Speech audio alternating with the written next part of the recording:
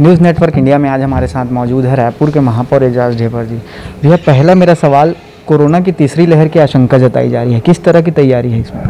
देखिए, जहाँ तक कि कोरोना की तीसरी लहर की बात है, हमने तैयारी चालू कर दी है। और क्योंकि हमारे पास तैयारी पहले से है, हम यही है कि हमें व्यवस्थाएं और बढ़ानी है। हमारे जो ऑक्सीजन बेड हैं या फिर हमारे पास जो वेंटिलेटर्स हैं, इसकी हमने गणना चालू कर दी है। अभी तक के 5400 बेड का हमने पूरा कंप्लीट टोटल तैयार कर लिया है, प्राइवेट और सरकारी मिला के। टोटल इसमें 2 से 2,500 तो हमने रायपुर नगर निगम और जिला प्रशासन ने व्यवस्था की है। हमने बच्चों के लिए भी तैयारी चालू कर दिया। बच्चों के लिए भी हमने रूम मतलब उनके लिए भी एक अलग से इंडोर में 3-4 रूम में हमने तैयारी चालू कर दी है, क्योंकि बच्चों के लिए भी पूरी अलग व्यवस्था लगेगी। वहाँ अलग उनके लिए ऑक्सीजन कंसंट्रेटर लगेंगे, ऑक्सीजन बेड लगेगा, उनके लिए अलग से बेड लगेगा। तो वो तैयारी भी हमने मैं आज वहाँ पर इंडोर पे गया था। इंडोर पे भी आज मैं दौरा करके आया हूँ। तो हमारे पास तैयारी पूरी है। मगर मेरा ये है कि पहले ये लहर आती कि नहीं आती है, ये तो बात है। मगर हमें इसमें पहले से हमें मुस्तैद रहना चाहिए, क्योंकि ये बाकी स्टेटों में आ चुकी है। भगवान करे हमारे यहाँ ना आए, मगर आ गई तो हमारे पास पूरी तैयारी है। आप देखोगे लगातार मैंने सेक्रेटरी लेवल से, मैंने चाइल्ड डॉक्टरों से मैंने लगातार चर्चाएं की है। जिला प्रशासन में मैंने चर्चा की है, माननीय मुख्यमंत्री जी से, और जो मंत्री है स्वास्थ्य मंत्री, उनसे मैंने चर्चा की है, अपने मंत्री जी से चर्चा की है। तो लगातार ये चर्चाओं का दौर जारी है और काम भी हो रहे हैं। पहले से अब ये रहेगा कि सिंगल विंडो सिस्टम रहेगा। अभी जो आदमी को पूरा भटकना पड़ा, यहाँ से वहाँ दौड़ना पड़ा, अब ऐसी व्यवस्था ऐसा वो नहीं रहेगा। सिंगल विंडो रहेगा। एक बार आदमी फ़ोन करेगा, उसको पता चल जाएगा कि कहाँ पर ऑक्सीजन बेड है और कहाँ पर नहीं है, कहाँ पर वेंटिलेटर है, कहाँ पर नहीं है। ये आपको जानकारी सिंगल विंडो पे मिल जाएगी। ऐसी तैयारी रायपुर नगर निगम और जिला प्रशासन की ओर से किया जा रहा है। दूसरी लहर में रायपुर काफ़ी जूझा है, तो इस बार तीसरी लहर के पहले ही लोगों को जागरूक करने के लिए क्या कुछ कदम उठाया जा रहा है? देखिए, हमने पहले ही थर्ड लहर के लिए हमने एक वो बनवाया है, पॉम्पलेट बनवाए हैं, जिसमें हमने तीसरी लहर के लिए बच्चों के लिए इसमें बहुत सारी और भी जो सावधानियां बरतने के लिए हमने एक पॉम्पलेट बनाया है। करीब समझ जाओ 4-4.5 लाख पॉम्पलेट बन रहे हैं। तो ये पूरे रायपुर में हर घर में बटेंगे, पूरी 4-5 विधानसभा में बटेंगे। और मुझे ऐसा लगता है कि पहले तो आदमी को पहले आप जागरूक कर दीजिए, पहले उनको बता दीजिए। तो मुझे ऐसा लगता है कि आदमी थोड़ा, क्योंकि पहले से प्रिपेयर तो है, क्योंकि बहुत सारे लोग अभी इस कोरोना काल में दुखद बहुत लोग ख़त्म भी हुए हैं।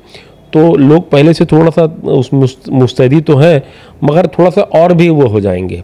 ये हमारा जो पॉम्पलेट है, हमने करीब जो पॉम्पलेट जो बनवाया है, मुझे लगता है कि 1-2 दिन के अंदर हम पॉम्पलेट बांटना रायपुर शहर में हम चालू कर देंगे। ये मौत के आंकड़े को लेकर अक्सर विवाद होते रहता है। विपक्ष हमेशा सवाल उठाता है कि मौत के आंकड़े कोरोना से जो हुए हैं उसको छुपाया जा रहा है।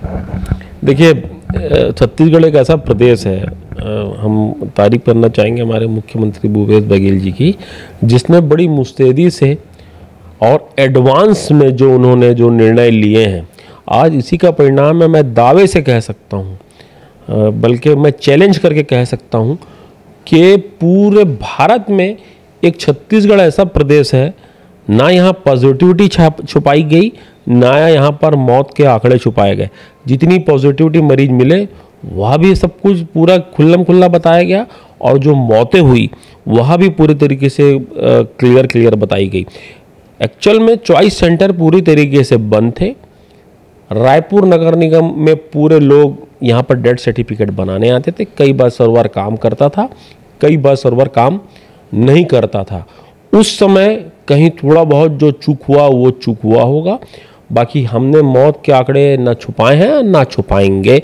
इसके पहले भी आप देखे होंगे कि ना कि सिर्फ ये तो लोगों को पता चल रहा है कि मौत के आंकड़े छुपाए जा रहे हैं।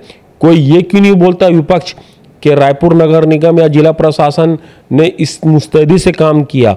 ये क्यों नहीं बोलता विपक्ष कि मौत उनके घर से ले जाने, हॉस्पिटल से ले जाने से लेकर दफनाने और आपको पूरा मुक्तांगनी का काम जो है वो शमशान घाट का पूरा काम रायपुर नगर निगम ने किया। विपक्ष ये क्यों नहीं बोलता कि घर घर दवाई पहुंच सेवा चालू की गई, घर घर लोगों घर में दवाई दी गई? ये क्यों नहीं बोलता विपक्ष कि हमने घर घर में राशन बांटा? ये क्यों नहीं बोलता विपक्ष कि हमने घर घर में टेस्टिंग कराई? तो ये चीज़ देखिए, आरोप प्रत्यारोप में मैंने पहले कहा कि ये जो समय है ये दलगत राजनीति के पक्ष विपक्ष का नहीं होना चाहिए। हमारा ध्येय, हमारा एक ही सिर्फ लक्ष्य होना चाहिए, वो लक्ष्य है मानव सेवा। किस तरीके से हम मनुष्य की सेवा करें, किस तरीके से हम उसकी जान को बचा लें, ये महत्वपूर्ण होना चाहिए, ना कि ये पक्ष विपक्ष ये फलाना मौत के आंकड़े। अरे हम छुपा के क्या करेंगे जी? हमें कोई वो है हमारे पास?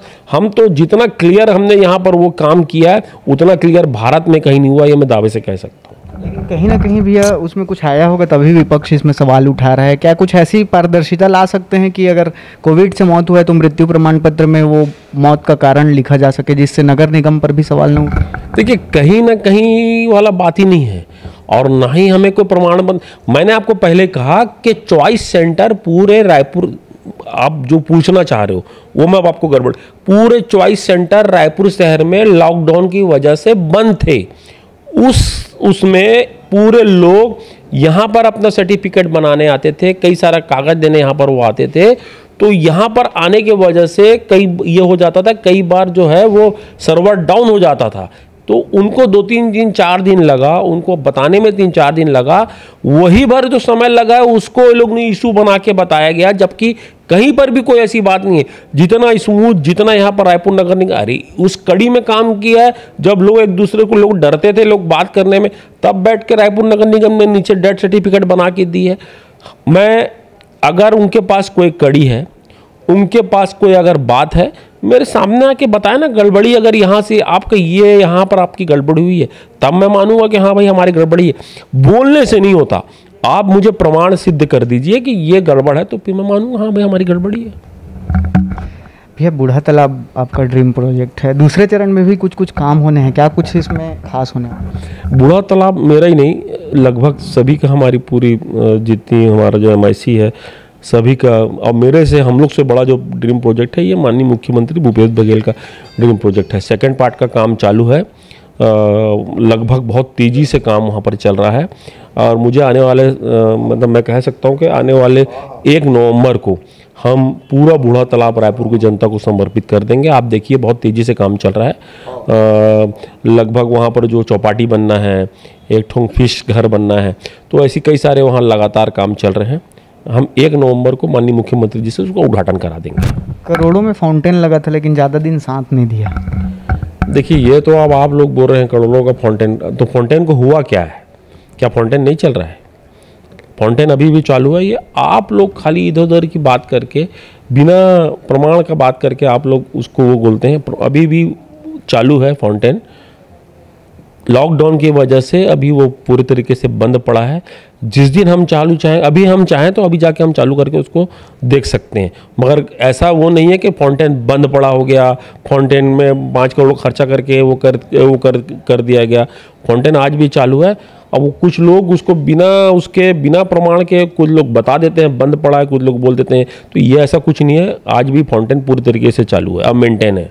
बूढ़ा तालाब में धोबी घाट योजना चालू होने वाली थी, क्या कुछ अभी चल रहा है? बूढ़ा तालाब में किसी भी प्रकार का कोई भी घाट चालू नहीं होगा, चाहे धोबी घाट हो, चाहे वहाँ नौका विहार हो, चाहे ये टोटल तरीके से बंद होगा, क्योंकि अब वो पर्यटन स्थल हो गया है। ना कि अब वहाँ पर कोई कपड़ा धो सकता है, ना कि कोई वहाँ पर अब कोई नौका विहार या फिर और कोई वहाँ सिर्फ और सिर्फ पर्यटन के लिए वो जगह आरक्षित है। हम धोबी घाट के लिए दूसरी जगह देख रहे हैं, बहुत जल्दी हम धोबी घाट के लिए भी जगह आरक्षित कर देंगे। बैजनाथ पारा का एक वीडियो वायरल हो रहा है जिसमें कहा जा रहा है कि लॉकडाउन के नियम तोड़कर वहाँ दुकानें खोली गई हैं, जबकि वो आप वहाँ से पार्षद भी हैं। अब देखिए मेरी बात सुनिए, अब ऐसा अगर हम लोग कहीं बोलेंगे कि मेरा वार्ड में अगर वहाँ दुकान चालू है, तो ये काम पार्षद का या महापौर का नहीं है, ये काम है वहाँ पर जिला प्रशासन का, ये काम है वहाँ पर पुलिस का, ना कि मेरा काम नहीं है कि मैं वहाँ पर बैठ के कोई दुकान को बंद कराऊँ। दुकान को बंद कराने का काम और उसको व्यवस्थित करने का काम पुलिस का है, जिला प्रशासन का है। तो जिसके पास जो काम है वो काम जाके, जो सवाल आप मेरे से कर रहे हैं वो सवाल अगर आप एसपी से करेंगे तो ज़्यादा अच्छा है। वो सवाल अगर आप जाके वहाँ पर किसी थानेदार से करेंगे ज़्यादा अच्छा है। क्यों रात में आप 11-12 बजे तक क्यों आप परमिशन दे रहे हैं, ये तो उनको देखना है ना, मुझे थोड़ी देखना है। और मुझे ऐसा लगा कि रात में 10-10:30 बजे के बाद वहाँ पर लोग रहते, तो मैंने एसपी साहब को शिकायत कर दी है। मैंने एसपी साहब को वहाँ का एक चिट्ठी लिख दिया है। अब वीडियो वायरल हो रहा है तो वीडियो तो सब आप ही लोग वायरल करते हो जी, बिना तर्क का, बिना मतलब का। तो अगर वो है तो अरे ये काम मेरा भी नहीं है दुकान बंद कराना। दुकान बंद कराना है तो दुकान बंद कराए वहाँ के लोग, वहाँ पुलिस। हम जरा से भी ऐसे, बल्कि हम पुलिस को पूरी मदद करेंगे दुकान अगर वहाँ बंद कराने में, हम खुद भी मदद करेंगे अगर पुलिस हमसे मदद मांगेगी तो। ये विपक्ष लगातार सवाल उठाते रहता है कि निगम जो है सारी योजनाएं जो काम चल रहे हैं वो स्मार्ट सिटी के पैसे से ही कर रहा है, चाहे वो चौक बनाना हो, लेकिन मूलभूत सुविधा का काम अभी भी रायपुर में ठप पड़ा है। लोगों को पानी नहीं मिल पा रहा है, बिजली नहीं मिल पा रही है। मूलभूत काम को विपक्ष बार बार बोलता है कि मैं स्मार्ट सिटी के पैसे को दुरुपयोग कर रहा हूँ, या तो फिर ये लोग क्यों नहीं बताते कि कहाँ पर उपयोग करना है। क्योंकि ये लोग ने स्मार्ट सिटी के पैसे का आज तक ही काम ही नहीं कर पाए। स्मार्ट सिटी के पिछले 15 साल की सरकार थी, 15 साल में ये लोग ने कहीं पर काम ही नहीं किया। 3 टर्म इनको मिला, कहीं भी इनको काम नहीं किया। और काम अच्छा होने लगा तो पेट में तकलीफ हो रही है। और स्मार्ट सिटी कोई इनका पैसा है क्या? स्मार्ट सिटी में भी हमारा 30% हमारी मतलब जो रहता है वो राज्य का रहता है। हाँ, जो उसमें क्षतिपूर्ति रहती है बाकी उनका रहता है। तो स्मार्ट सिटी को उनका पैसा नहीं है, स्मार्ट सिटी जनता का गाड़ी कमाई का पैसा है और उसका उपयोग किया जा रहा है।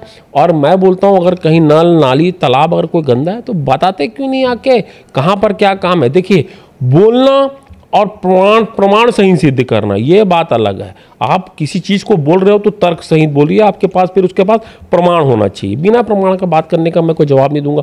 हाँ, अगर उनको ऐसा लगता है कि मैं किसी चीज़ का दुरुपयोग कर रहा हूँ, आज शहर में चौक चौराहे अच्छे दिख रहे हैं, शहर के लोग इसको अप्रिशिएट कर रहे हैं, आज शहर बहुत खूबसूरत दिखने लगा है। देखिए, ये लोग ने रायपुर को शहर के जैसे सोचा। हमारी पार्टी, हमारी सरकार आने के बाद, माननीय मुख्यमंत्री भूपेश बघेल जी के सीएम बनने के बाद हम इसको राजधानी का स्वरूप दे रहा हूँ। ये नया रायपुर के लिए आपने कहा है, तो वो तो कांग्रेस शासनकाल में ही उसकी नींव रखी गई थी। खुद सोनिया गांधी जी आके वहाँ पे ओपनिंग किए थे। फिर ये विपक्ष जब बीजेपी सरकार पे आप कह रहे हैं कि पूरा वहीं लेके चलेगा। देखिए, हमने वहाँ पर जरूर रखी थी नींव, हमने वहाँ पर मंत्रालय के लिए नींव रखी थी। हमने पूरा कोई नया रायपुर बसाने के लिए कोई हमने नींव नहीं रखी थी। क्योंकि जोगी सरकार जी में मैं भी NSY का स्टेट प्रेसिडेंट था।